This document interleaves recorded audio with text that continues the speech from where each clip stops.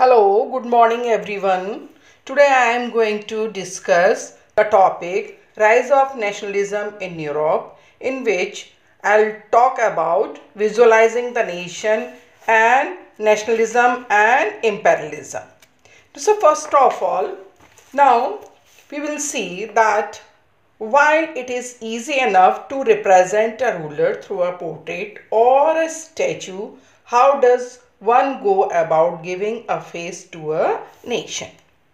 तो ये सब सोच करके एक नेशन को कैसे रिप्रेजेंट किया जाए, तो 18th and 19th century these artists found a way to represent a nation through a female portrait figure.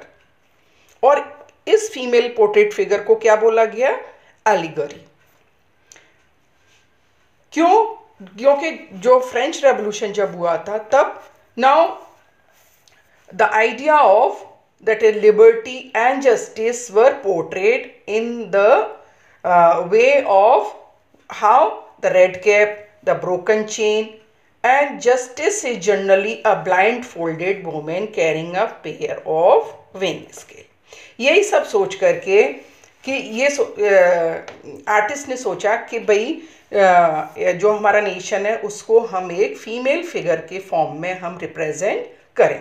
So that is why in France she was Christine de Marigny, a popular Christian name that was portrayed as a female allegory.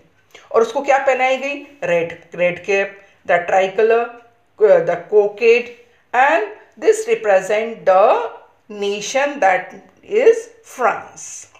और इस image को, इस statue को public places पर खड़ा किया गया to remind the public of the nation symbol of unity and to persuade them to identify it. So in that way, this female figure united the people of France and it shows the symbol of the nation. फिर उसी तरह से German के लिए female allegory choose की गई, that was Germania. And in visual representation, Germania wears a crown of oak leaves as the German oak stand for heroism. So in that way, these allegory form played a very important role in uniting the people of the nation and representing the nation. Now, nationalism and imperialism. Now, during the last quarter of the 19th century, this period, nationalistic group became increasingly intolerant of each other and ever ready to go for a war. अब सबसे ज़्यादा जो tension था वो कहाँ पर हुआ? That was the most serious source of nationalistic tension in Europe after 1871 was the area called the Balkan.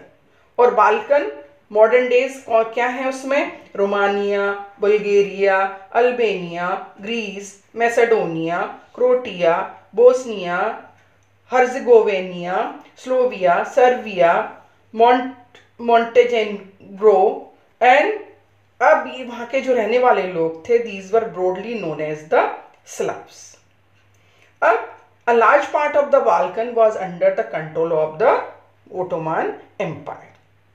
And that is why the spread of the idea of romantic nationalism in the Balkan together with the disintegration of the Ottoman Empire made this region very explosive. और उसकी वजह से उस Balkan reason में ये जो भी states थी, these earned lot of, some of the countries earned lot of money and became wanted to be a imperial country. Or because of that, Balkan states were fiercely jealous of each other and each hoped to gain more territory at the expense of the other. And that was because of that, इनकी individual rivalries की वजह से they wanted to access more and more area of the Balkan region, and these rivalries were very evident in the way of Balkan problem unfold. And each power, Russia, Germany, England, Austro-Hungary, was keen on countering the hold of other powers over. the Balkan and extending its own control over the area, and this led to a serious war, and that war was known as, that is, First World War.